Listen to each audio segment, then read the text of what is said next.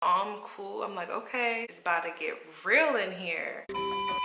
Hey guys, welcome back to a new video, new vibes on my YouTube channel. You're always welcome to my YouTube channel. My name is Keionna, for those of you who don't know. And as always, make sure you guys are signed into YouTube to subscribe to my YouTube channel. Click the notification bell to join the notification crew and sprinkle some love on that like button to better help this channel grow. This is part 2 to my pregnancy story. Here is how the labor and delivery story starts out.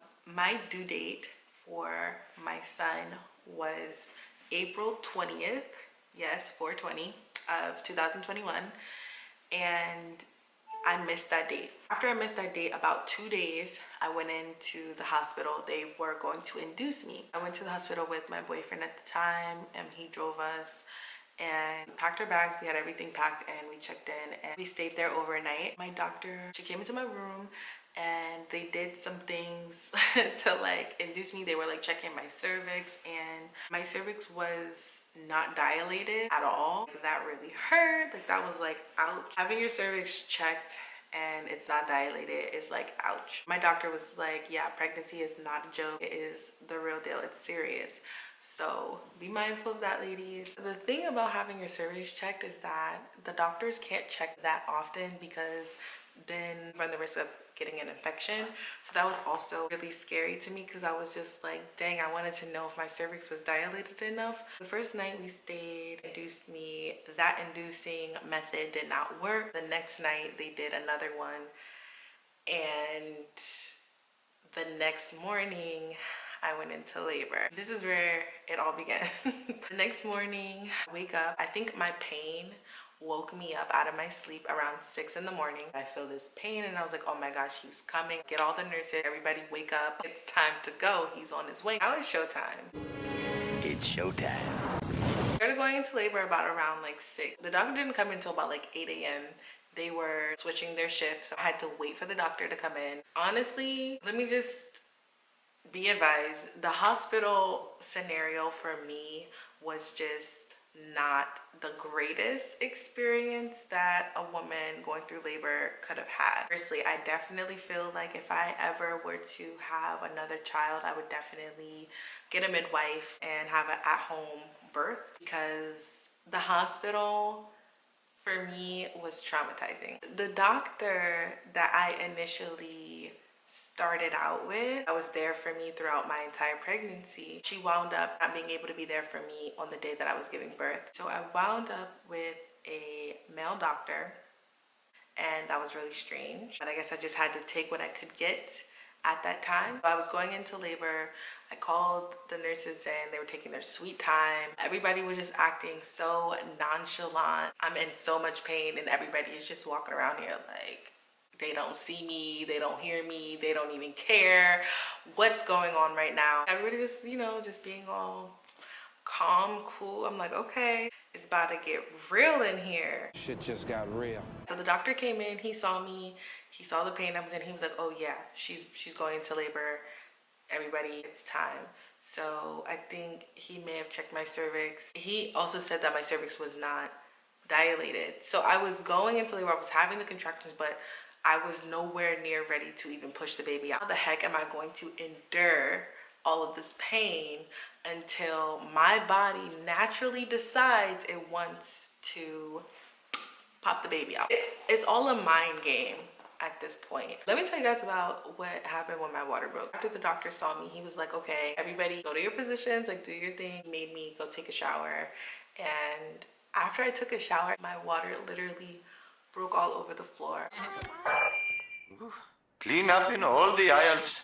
The hospital floor, and I was just like, wow, like this is wild, this is actually happening. I feel like maybe I was just being dramatic naturally. Honestly, like I felt like I went through my pregnancy, I just felt like I went through it all by myself. Even though I had somebody there that was like physically present, emotionally I was ultimately there alone. Like the nurse comes in, she like puts some towels down to help clean up the water, and I'm like just a wreck. The contractions, they're coming, they're going, and for maybe about an hour or two I was able to endure the pain. They weren't coming so frequently, They were coming maybe about like 8 minutes apart, and for that time I could kind of like get through the pain. It come really hard. The pain just hits you really hard.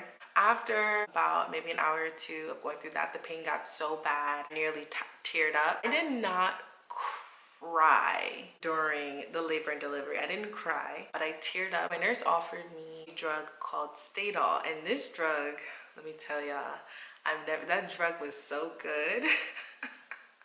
That drug was so good because it literally knocked out all of the pain. I literally did not feel any contractions for about an hour. So I labored in total for 8 hours. So from 6 a.m. to 2 p.m. I labored. So for that 1 hour, I was on the drug Stadol, and I was tripping. Not really tripping, but I was just like high.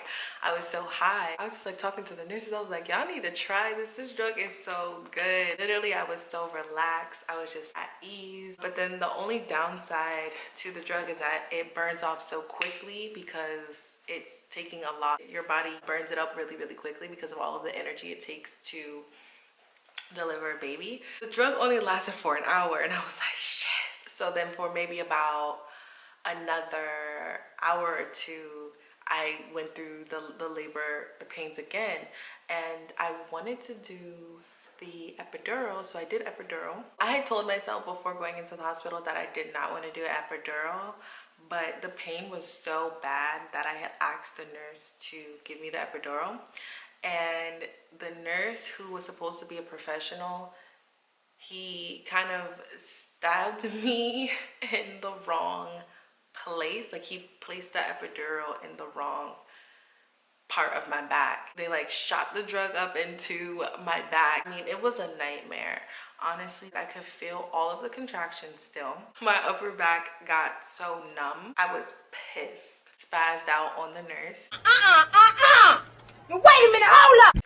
Because he was trying to act like, oh, I told you that it wasn't going in the right, it wasn't going in the right position. And I'm just like, okay, why would you put it in there in the first place? You knew that it wasn't going to be in the right position. To like kirk on him, and he cried, and he like stormed out of the delivery room. I mean, it was just madness. That's another thing about the hospitals. Like, honestly, I'm traumatized by that experience, you know, because those nurses, some of them are not very professional. I did the epidural. He took the epidural like out of my back, and I was like, give me the other drug, Stadol. The thing about that is that they said that they can only give me the drug one time during the delivery. I mean, during the laboring, because they said that they didn't want to give me too much dosages, I guess, because they didn't want the baby to become affected by the drug and then like get sleepy, so that it would be harder for me to like push him out. But I didn't care. I was like, give me that drug. There's no way, because like at one point I contemplated C-section, and that was a really scary moment for me. Like I said, it's all a mind game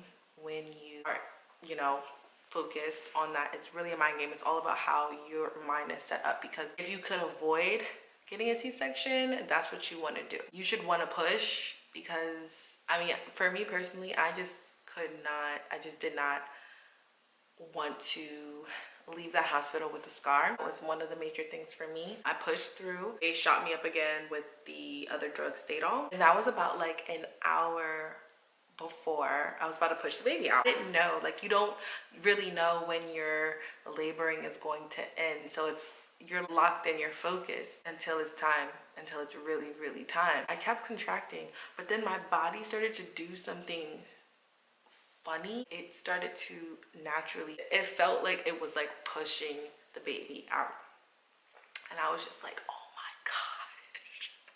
I was like, oh my gosh. I was like, this is gonna be a piece of cake. I was like, if this is how it's gonna happen, it's gonna be a piece of cake. My body starts doing that, and I was like, you guys, it's time. My nurse was like, no, do not push, because you run the risk of tearing. You could tear if you push too soon. So I was like, oh my gosh. But I'm like, he's coming, like, what's going on? Then I guess like they were waiting for the doctor to like come check my cervix again to see how far along I was dilated. So I think at midway I was like at a 7, and then I think that was around the time I was on the epidural. And then when my body started to like push, they came in, they checked, and they were like, okay, you're ready, it's time to go. And I was just like, oh my gosh, I was so scared. I was so scared to meet Marias. I was so scared. Everybody like rushes in. The doctors are all there. They are ready to help me deliver this baby. So my body is like naturally pushing the baby out, and then my nurse is just like, wait till you see your baby. Wait till you see your baby. And I was just like, that motivated me, because I, at that point when it came to me pushing, I felt like I was done. I was just like, how am I going to push this baby out? Because that was honestly the main question that I had throughout my entire pregnancy. I was just like, how is this baby about to get out? Those words of encouragement from my nurse really helped me. When it came time to me pushing, I only pushed twice and he was out. That was it. It was over. The first time I pushed, I didn't have enough momentum, so he kind of didn't come out all the way. But then I had to take a deep breath, and I was like, push. And I pushed for maybe about like a good minute, and they like ripped the baby out. They ripped him out. It was just a crazy experience. Meeting my son for the first time was a really emotional experience for me. I had no idea what to do or think or even say to him. I was just in awe. I met the love of my life on April 24th, 2021, around 2 p.m. on a sunshiny day. It was just the most wonderful experience that I could ever have. It's really inexplainable. It's just really hard to explain that feeling when you first meet your child. I was still high. Excuse me, are y'all on drugs or something? I was still high off of the drug after I pushed the baby out. They took out the placenta. The doctor told me that I didn't tear, but I had like 2 scratches, which I'm not exactly sure where the scratches were or how the scratches were caused, what caused the scratches. I was just thankful that I made it out of that situation unharmed. 2 scratches is not bad, and no C-section, so that was good. I'm surprised to discover what happens to the woman's body after you give birth to a baby. Some of the things that people don't tell you about what happens to you after you give birth is that you bleed for up to 6 weeks, and that was extremely traumatizing for me, to say the least. I never witnessed me losing that much blood. You have to heal. It's a process. Also, you don't snap back right away after that baby pops out. You still look like you're about 4 months pregnant after giving birth. You don't just get up and you're back to who you were. You are like a new person. You're a new woman. You're reborn. And it takes time to get back to who you were. I would say for me, it took me about a year for me to honestly say, hey, I'm back to who I was before. But even really not even back to who I was. I'm a more improved version of who I was before, but I feel like I've snapped back, like body-wise, like I'm back to the weight I was before. Actually, I'm a little bit slimmer than I was before because I've been working out. So once I got the green light from my doctor that I could work out again, I was like working out. I was determined to get my body back and snap back in shape. If you've been following like my vlogs and stuff, you would see that I had like a postpartum boot camp. So I was like working out on like a weekly basis to get my body back to what I wanted to be. Like, I naturally slimmed down. Honestly, it doesn't even look like I had a baby. Personally, I feel like it doesn't look like I had a baby. I gained some extra weight in my thighs and in my hips, you know, I'm not mad about that at all. I basically had a natural birth, and after giving birth, I felt like I could have done it. I could have done it all by myself. That's how natural it came for me. Next time, I definitely am gonna go the midwife route if I even have another baby, which I don't see happening anytime soon. I would definitely be happy if it was just like one and done for me. And if I stayed single for the rest of my life, I would not care, y'all. I'm telling you, I would not care. So I liked to go about things like the natural way. I like to just take really good care of myself. My health is really important to me. Overall, it was like really easy for me to bounce back because of my lifestyle. That was all for this video. I think that's all that I needed to share for my labor and delivery story. So I hope you guys enjoyed this video or this two-part series. See you guys in my next video. Until next time,